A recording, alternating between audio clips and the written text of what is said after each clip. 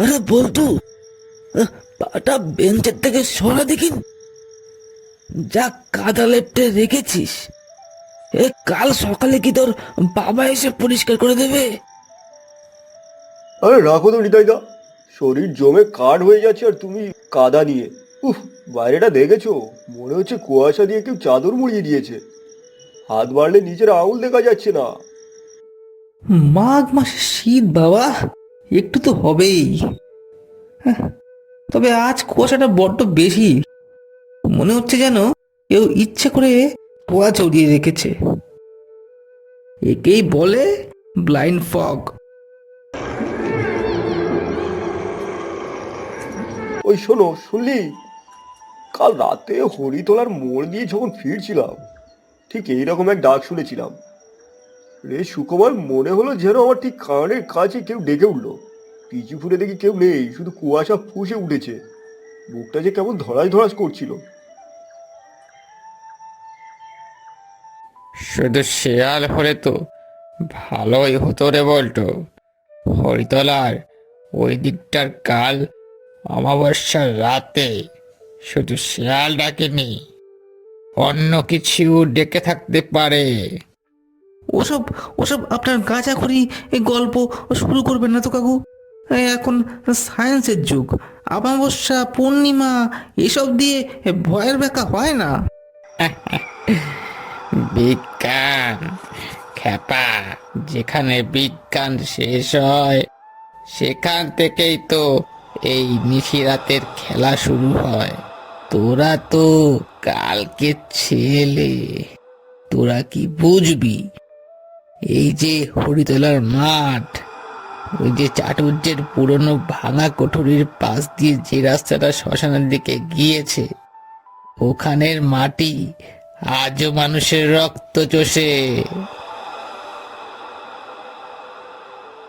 রক্ত চষে মানে? কেন কাকু, কি হয়েছিল ওখানে? আজ থেকে 20 বছর আগের কথা। তখন চাটুর্যের ওই ওই কোঠরিটা এখনকার মতো আগাছায় ঢাকা ছিল না। ওই বাড়িতে কুসুম বলে একটা মেয়ে কাজ করত। ডাগর ডগর চেহারা, চটপটে স্বভাব। হঠাৎ একদিন মাঝরাতে সে উধাও হয়ে গেল। লোকে বলে কারো সাথে পালিয়েছে, কেউ বলল পুকুরে ডুবেছে, কিন্তু আসল সত্যিটা জানতো শুধু বড় বাবু। হ্যাঁ কাকু, আমার ঠাকুরদের কাছেও শুনেছি মেয়েটার লাশ নাকি কোনোদিন পাওয়া যায়নি। পাওয়া যাবে কি করে? লাশ তো ছিল না। আমি সেই রাতে হাট থেকে ফিরছিলাম, লণ্ঠনটা হাতে নিয়ে যেই না বটগাছটার কাছে এসেছি, দেখলাম কুয়াশার মধ্যে একটা সাদা কাপড় পরা ছায়া স্থির হয়ে দাঁড়িয়ে আছে। আমি ভাবলাম কুসুমই হবে হয়তো। ডাক দিলাম, কুসুম, এই অবেলায় এখানে কেন?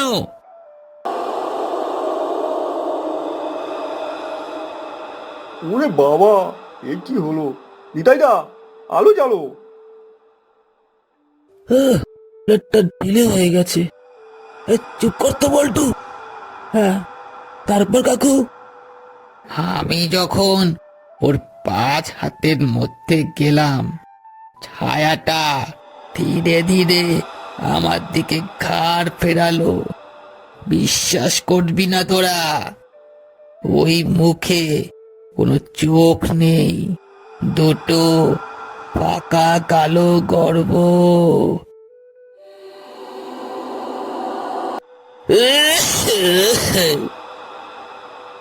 আর সেই গর্ত থেকে টপ টপ করে কালো রঙের কিছু একটা পড়ছিল। ওটা ওটা হাসতে শুরু করলো, ঠিক যেন ঠিক যেন ও শুকনো হাড় চিবানোর শব্দ। কড়কড় কড়কড়।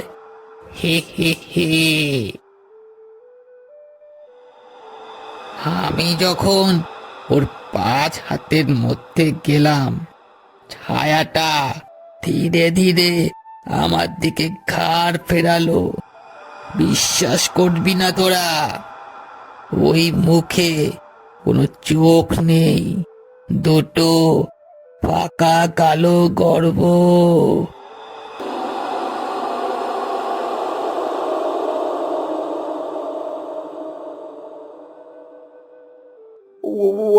ওই যে কেউ আসছে কাকু, ওই ছায়াটা নয় তো।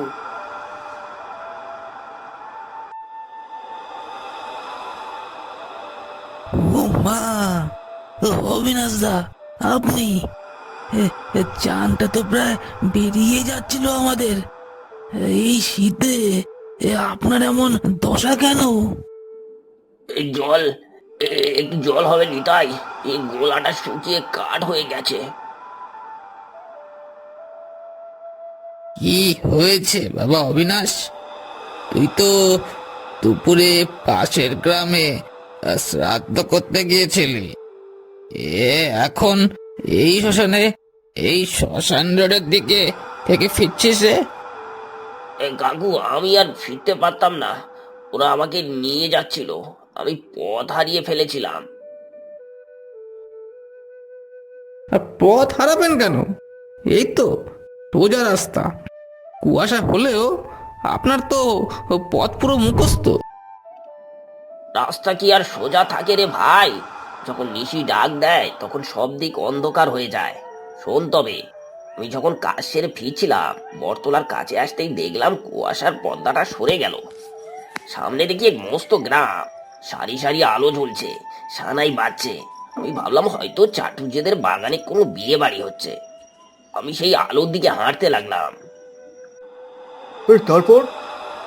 হাঁটছি তো হাঁটছি, মনে হচ্ছে রাস্তাটা শেষ হয় না। হঠাৎ একটা পচা মাংসের গন্ধ নাকে এলো, আর ঠিক তখনই কুয়াশাটা একবার ঝিলিক দিয়ে সরে গেল। এই দেখলাম আমি কোথায় দাঁড়িয়ে আছি জানিস? ওই পুরনো জমিদার বাড়ির সেই ধসে পড়া কুয়োর একেবারে কিনারায়।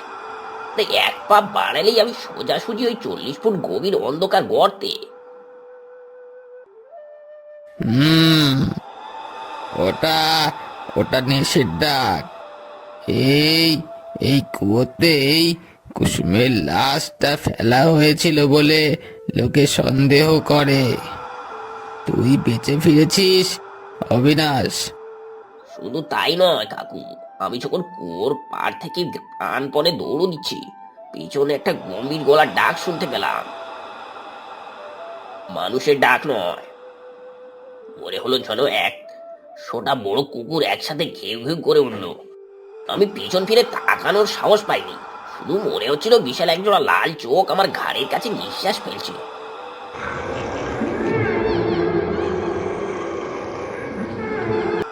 ওরে বাবা, কোথায়? এই কাকু, আপনি তো বলেছিলেন কুসুমের সাথে কুকুর থাকে, যমদূত। ঠিক বলেছিস, কুসুম একা আসে না, সে যাকে টার্গেট করে তাকে সম্মোহন করে নিয়ে যায় ওই জমদূতের কাছে।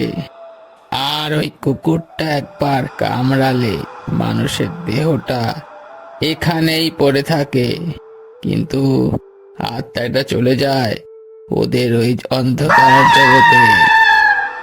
ও তো ও তো ওটা তো আমার বাড়ির দিক থেকে এলো।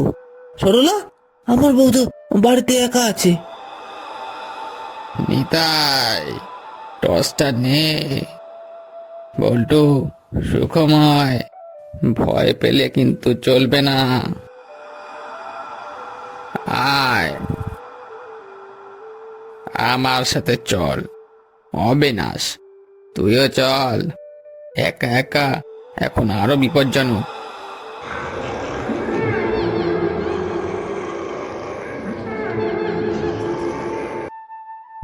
সরলা, সরলা, তুই কোথায়? কোথায় তুই? ওরে ভগবান, আমার বউটার কিছু হলে আমি আর বাঁচবো না। আয় দেখ, টনে কে পড়ে আছে দেখ।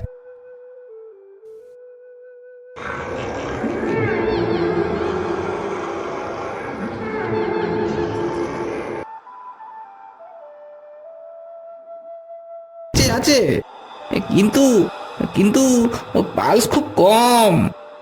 অবিনাশ দা, আপনি ওর কপালে একটু মন্ত্র পড়ে জল ছিটিয়ে দিন তো। ও আসছে, ও আসছে। এই তো বট গাছটার মাথায় ঝুলে আছে।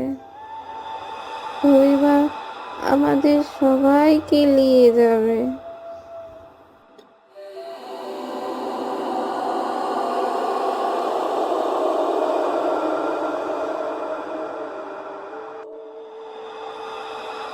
ওই কাকু, ওই আমরা পালাই, ওই জঙ্গল থাকা ঠিক হচ্ছে না।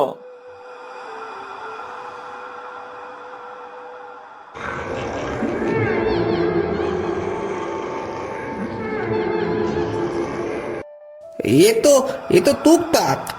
কেউ কি গ্রামে কোনো তান্ত্রিক পাঠিয়েছে? তান্ত্রিক নয় রে সুখময়, এটা অতৃপ্ত আত্মার ডাক। ওই দেখো পরে।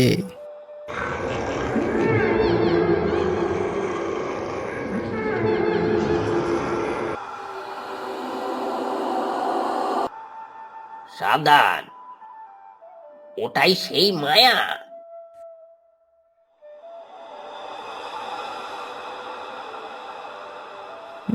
না, নানি, তুই, কিন্তু তুই তো আজ থেকে 15 বছর আগে কলেরায় মারা গিয়েছিলি। আমি নিজে তোকে শ্মশানে দিয়ে এসেছিলাম। নিয়ে গেছিলি, কিন্তু তুই আমার ফেলে পালিয়েছিলি রে দাদা। আমি ব্যথায় কাতরাচ্ছিলাম, আর তুই ডাক্তার আনতে গিয়েছিলিস, আর ফিরলি না। আমি একা অন্ধকার ঘরে দম বন্ধ হয়ে মরেছি। আজ আমি তোকে নিতে এসেছি, এই গ্রামটাকে শ্মশান বানাবো আমি।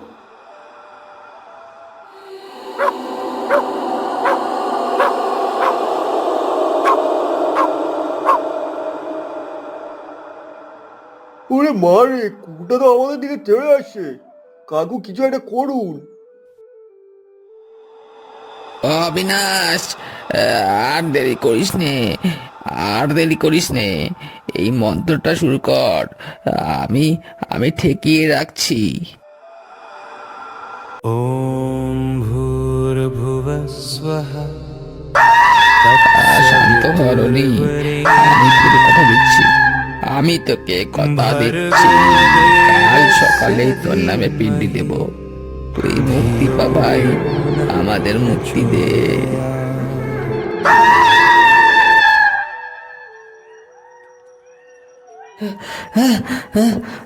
সব শেষ। ওরা কি চলে গেছে? হ্যাঁ রে, ননি বুঝতে পেরেছে। আসলে ওর কোনো দোষ ছিল না, ও ছিল অতৃপ্ত। আর এই কুকুরটা, ওটা ছিল আমাদের সম্মিলিত ভয়ের একটা রাও। ওটা ছিল আমাদের একটা সম্মিলিত ভয়ের একটা রূপ। অন্ধকার যখন মনের ভিতর বাসা বাঁধে, তখনই এই অশুভ শক্তিগুলো মাথায় চাড়া দেয়।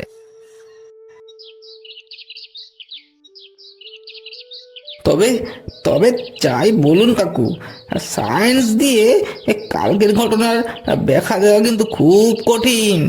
কিছু জিনিস হয়তো সত্যি আমাদের বোঝার বাইরে।